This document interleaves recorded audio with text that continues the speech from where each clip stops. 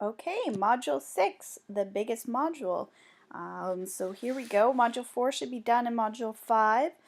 Most people did really well in the scavenger hunt, getting the idea and the flow of the course. So now here comes Module 6. There are 4 different discussion posts to do, so that's why it's kind of large. Plus the assignment is also large. It is a lesson plan. So I do apologize. Let me break it down for you a little bit. Okay, so this module is about your professional knowledge and kind of getting really into that course code that you have selected to develop your unit plan based around. So part 1 is usually figuring out what this course is about. So you've picked this course code, and in real life you get assigned this course code from your principal, and then within the next day or two, usually if this is the beginning of the school year, you're asked to submit a course outline, which basically outlines every unit that you're going to do for this course, what the culminating assignment's going to be, and how you're going to split up the course, what's the 70%, what's the 30%, all that goes in a course outline. Or you might be more familiar with the word syllabus, but we still use course outline in secondary. So my biggest advice to you is Google search your course code and then add the search terms course outline, and you should find some basic ones that you could look at. I've posted some within the course as well, so you can look at a few different designs. Some school boards have a template, and I've posted our our Near North template in there that you can have a look at as well. Think about the weighting of how the knowledge, thinking, communication application is. We are currently in a huge debate about this in our school board because we have gone to a new markbook system that does not allow us to change this weighting, that we must weight everything equally, 25% across the board, and we used to be able to control this a little bit more in our old markbook system.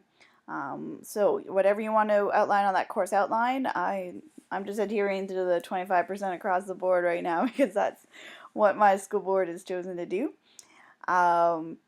But whatever you decide to do there, that means that you have to kind of do the maths and change your rubrics and everything that you mark along the way. So something like a cooking class where you would have a lot more application because you're actually doing more of the cooking, less of the thinking, like the philosophy courses, you would be high on the thinking, right? And you might want to give more weighting to that, but it should all still equal out to be 100%. Right? So you submit the course outline that you find, make the adjustments, and put that in the discussion area. My next piece of advice is make sure you're up to date with the terms learning goals and success criteria. It should be pretty much pushed through in all the school boards now, a lot of professional development going on about it. If you have no idea what those terms are, check out on EduGains and the resources I've posted in this module to be more familiar with what those terms are. So learning goals you get from the curriculum document, and it's basically turning that expectation for that lesson into student-friendly lessons.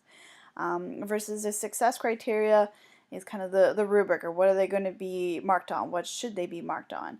And having that discussion with the class and letting them have input in what they should be marked on is called co-constructing the success criteria, and the research says if you do that with the students, they're more involved and they better understand what they're being marked on. Which becomes part 2, how am I being marked? The success criteria, the new words for that, right? So this is where the 70-30 split. So this happens in every course across every teachable area, that everything the students do for you during the semester is worth 70% of their mark. And then there is a 30% of their mark that is divided between the exam and some other kind of culminating project. And you usually get to decide how much of each this 30% is. So if the exam's going to be 15 and their project's 15, you can go even, or maybe you want to go 20% on a project, 10% on the exam, up to you of how that works. But usually throughout the course, this 70%, there's some scaffolding that is happening so that they are successful with whatever this culminating is, because the culminating usually have to touch on all of the strands that are going on throughout the course. So if at the end of, say, the HSB 3U course, the Intro Social Psych, Anthro, usually at the end of that they have to create their own social science experiment, collect the data, do the write-up about it and all that. So in one of the units, you would have them just learning on how to collect data, and that would probably be one of the assignments they have to do that's worth 70%. but it's building a skill that they need to be successful in this 30% as well.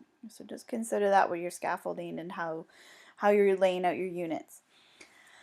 All right, reflect on that and put that into, so you're designing, a culminating activity and posting that in the discussion area. So we're talking about what it's at the end of the course. What is that?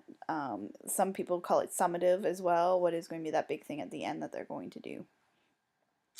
All right, part 3, what are we learning today? This is the most common question as students see you throughout the day. They like to know, and that's them just expressing they want to know the learning goal. So looking at yourself as a teacher in your own planning, you're going to look at the lesson plan again, but this time I don't want you to talk about the lesson plans. I want you to find a natural lesson plan. Okay? Find something that relates to your unit, research something, find some samples, and then we're critiquing it, making comments. What would you change? What did you like about it? Are you going to include it in your unit? Not include it in your unit? It's good to show something good and good to show something terrible.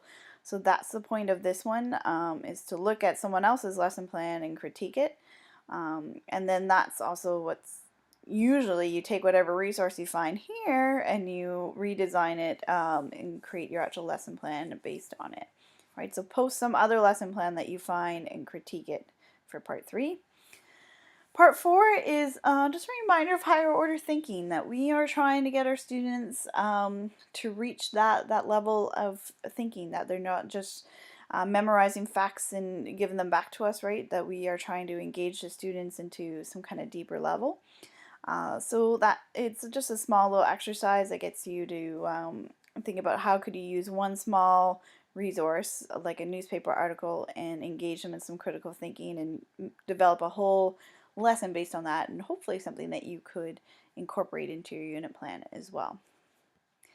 Alright, so now that brings us to the actual assignment, which is actually creating a lesson plan. And I know it's like the worst word in the world. You really just have to develop one fully for me. You can pick the templates that are in there, or if you love some other templates, some people have chosen OEC, or I've gotten some York ones before. Go for it. You can use another template if you're more comfortable with it. There is like a little checkbox within the assignment area. Make sure everything that is on that checkbox is there, though, if you're using something other than the Nipsing template. And then just my advice is make sure it's an engaging lesson, something that you would actually want an associate teacher to come and watch. So basically I don't want like the movie day lesson. Like it's very valuable to show movies, but that's not enough evidence for me to see what your lesson planning skills are like. So make sure whatever you have in there, there's DI, maybe there's tech integration, the students are engaged, it's appealing to millennials, something exciting that you'd want to show off. Your unit plan will not have to include detailed lessons for all of them. If you want some more advice on that, please email me and I'm happy to talk to you more about the unit plan if you need some help on how to organize that and develop the lesson plans for it. Alright, that is the huge module. After this, they get much shorter. Sorry that they are 4 parts in it. If you start falling behind in it, no problem. Send me a quick email. And I'm sure I can get you an extension on things. You will not be the first and you will not be the last. It's just all of this has to be kind of packed into this one module. Alright, good luck with that. Again, email me anytime with questions. Thanks.